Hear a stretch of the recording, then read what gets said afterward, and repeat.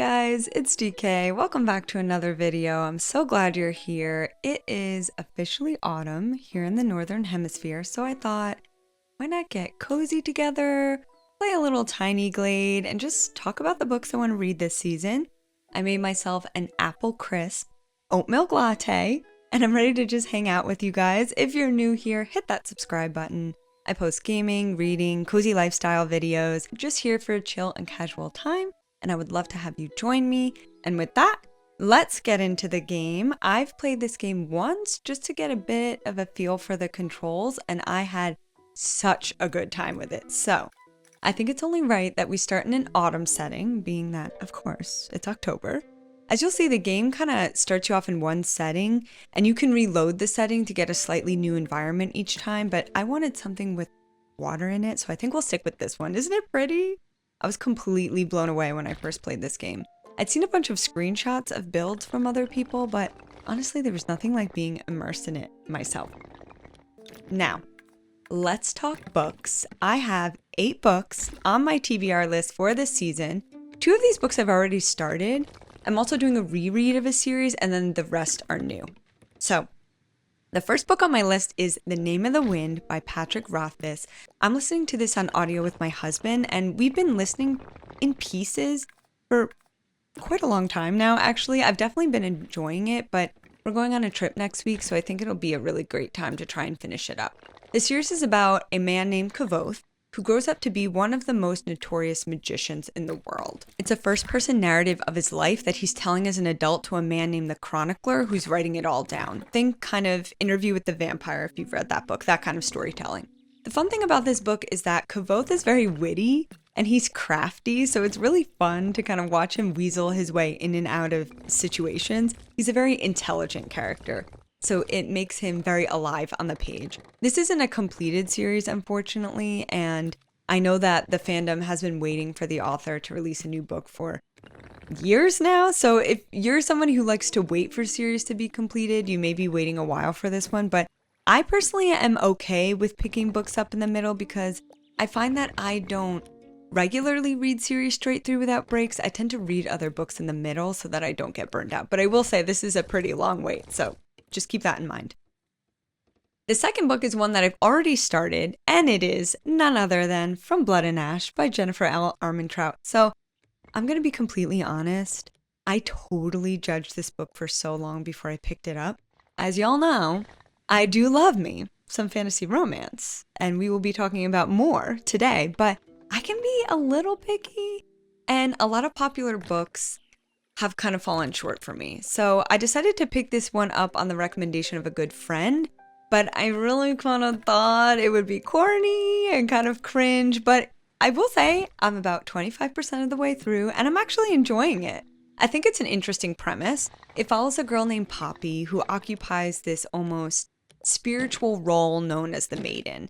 She's not supposed to be seen by others, talked to, or touched. Essentially, she's God-blessed, and the kingdom's future seems to hinge on her spiritual ascension to immortality. So she's highly revered, but also highly protected and insulated. This is an incredibly lonely and stifling life for Poppy, and she finds herself wanting more and pushing the boundaries. So I decided to finally pull the trigger with this book because a big part of it focuses on vampiric creatures, and I thought, what better time than autumn to read about some mysterious blood-sucking entities, you know?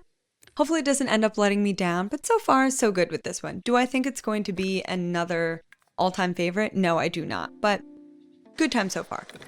The third book, or I should say series on my TBR, is my one reread for this list, and it is the Kingdom of the Wicked series by Carrie Maniscalco. Guys, I've been chasing the high of these books for the last year.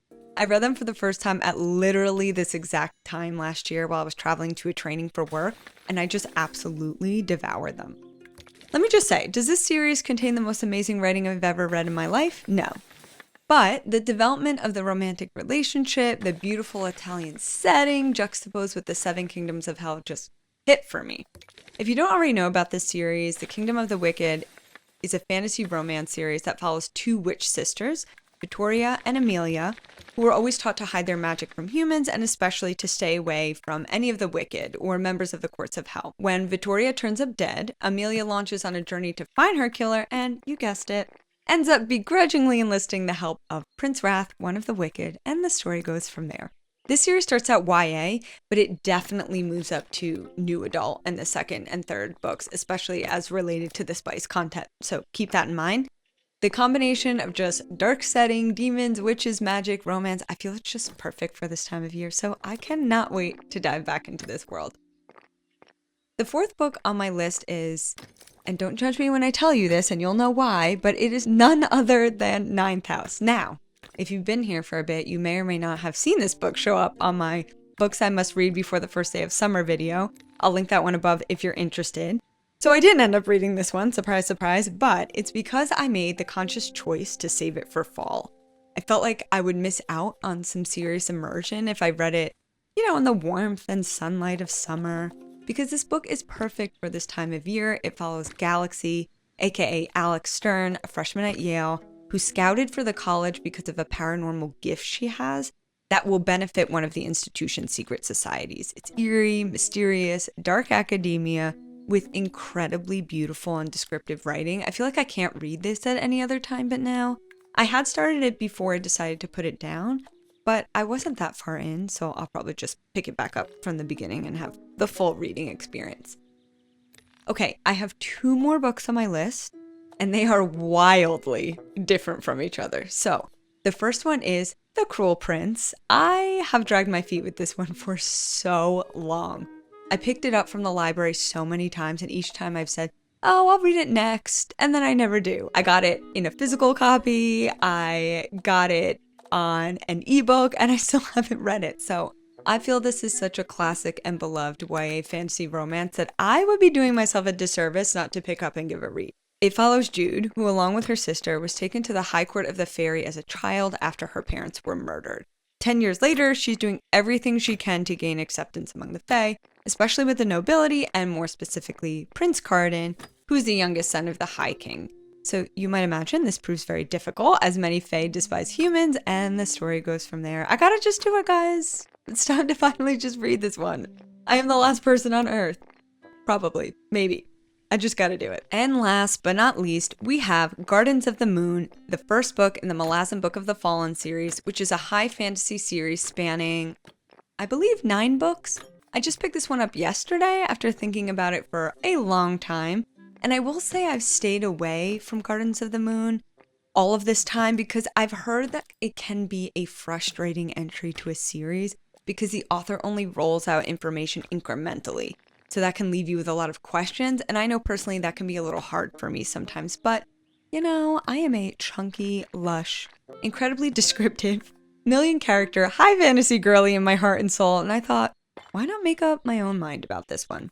I'd like to get this one to this fall, but it's kind of a bonus for me. So we will see. We'll see. And those are all of the books on my fall TBR. Please drop a comment below. Let me know if you've read any, if you liked or disliked any. I always want to know what you guys are reading.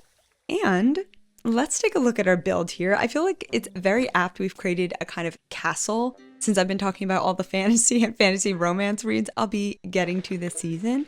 And if you haven't picked up Tiny Glade, by the way, I would highly recommend it. It's a perfect game for listening to an audiobook or watching something in the background, just taking some time to relax. I've been really looking for a game like this recently, so anyway, I hope you enjoyed this video and were able to hang out, relax with me for a bit. Don't forget to subscribe, and I will see you in the next one, friends. Bye!